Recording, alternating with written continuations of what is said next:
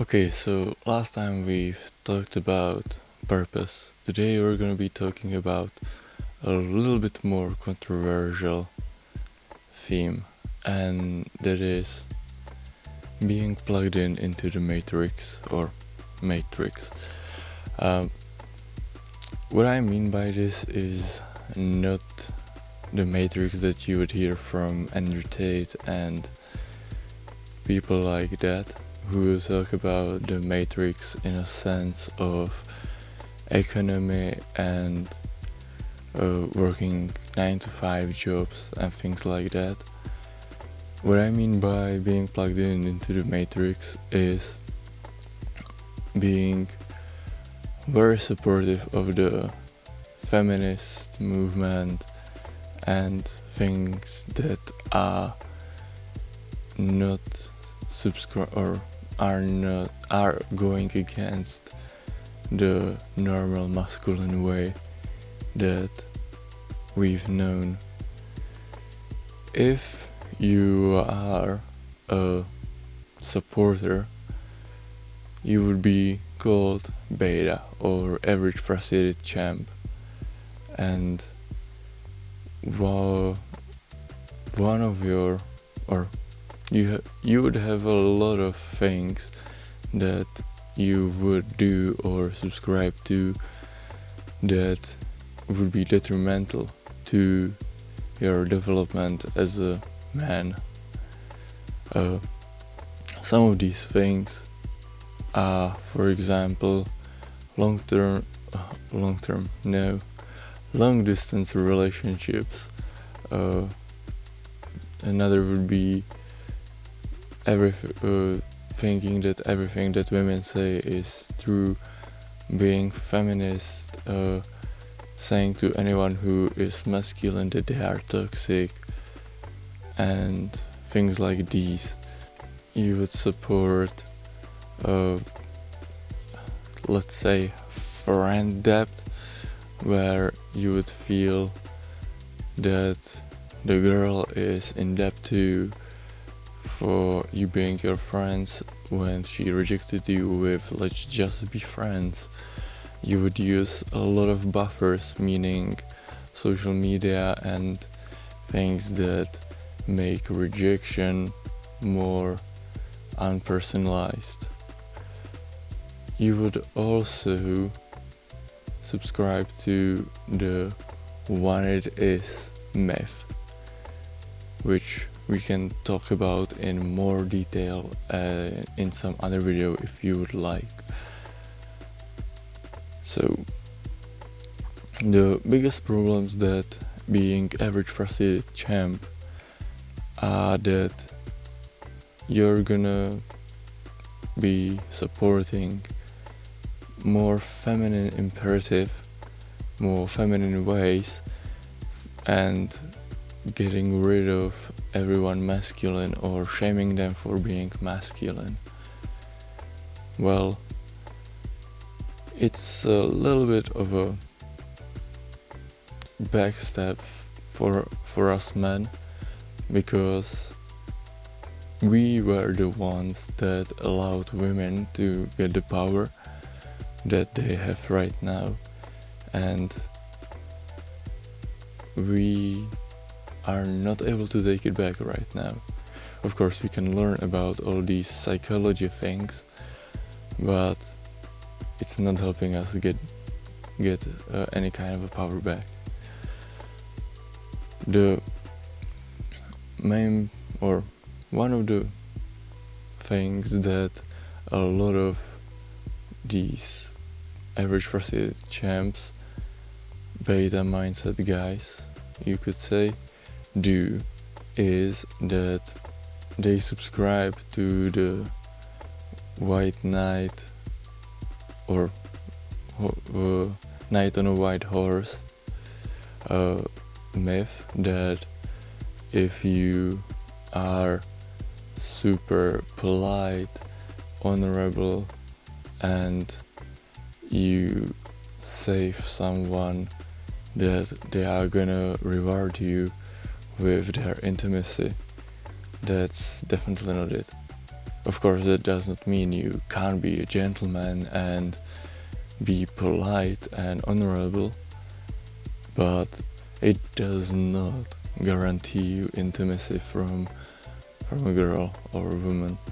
So you can do it, but you're gonna only be supporting the women in what they are doing. It's not gonna be in any way beneficial to you. So that's why I think you shouldn't do it, and you should just focus on bettering yourself. Of course, being a gentleman, that you should be.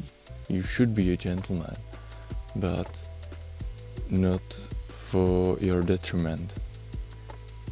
You should be a gentleman in a way that is supporting your character, making you more charismatic, and not pushing you to some other place where it totally destroys you. As I was saying before, you shouldn't be in a long distance relationships. Long distance relationships most of the time don't work out, and it's a little bit of the one it is, but as I said, we can talk about it in another video if you want, because one it is kind of wide theme to talk about. So long distance relationships are making you feel like you are with someone, but at the same time you technically don't have to be, because the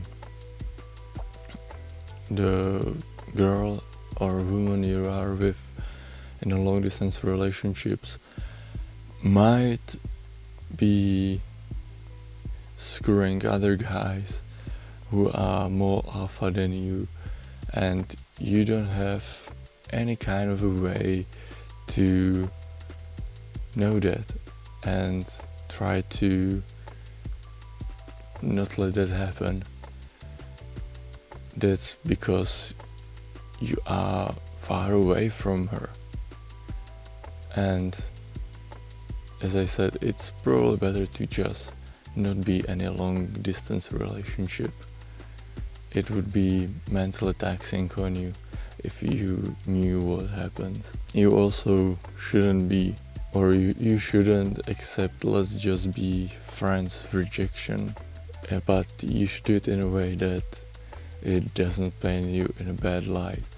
Because if a girl says to you, I see you as a friend, when you confess to her or you want to get together with her, then it's technically throwing the ball into your field, and she's telling you that if you reject the let's just be friends rejection, you're an asshole, because you don't want to be friends with her, and you're only after the intimacy. So you should not accept let's just be friends rejections, because you're just gonna be giving her attention that she doesn't need anymore, and she's gonna feel more high value even though she's not gonna be. But you should reject the let's just be friends rejection in some kind of a playful way, or in a way that again sends the ball to her court. So I'm not saying that you can be friends with girls, but what men and women view as a friendship are a little bit different things. So it's kind of harder to really be friends between men and women, because everyone views the friendship differently. men are more talking about or spending time together and talking about things at that time. Women are, or just mentioning some things, doing things together. That's what men would like to do the most. And women are, on the other side, more likely to talk a lot about, or talk a lot and things like these. And it's just differences between our psychology, how we've developed, and it just it can work, but you're gonna have better friendships as with the same gender. So of course you can be friends with women or women with men, but it's harder to maintain those friendships in a way that is somehow normalized. But if you're gonna be friends with women, you should watch out for trying to get together with other women, because they're gonna view you as less higher value when you're friends with a girl and she's trying to get some other girls to know you, because they're gonna be like, if he's such a good catch, why don't you beg him?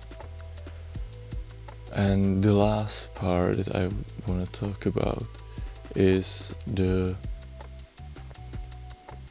motion of, or the trend of saying to men, man up.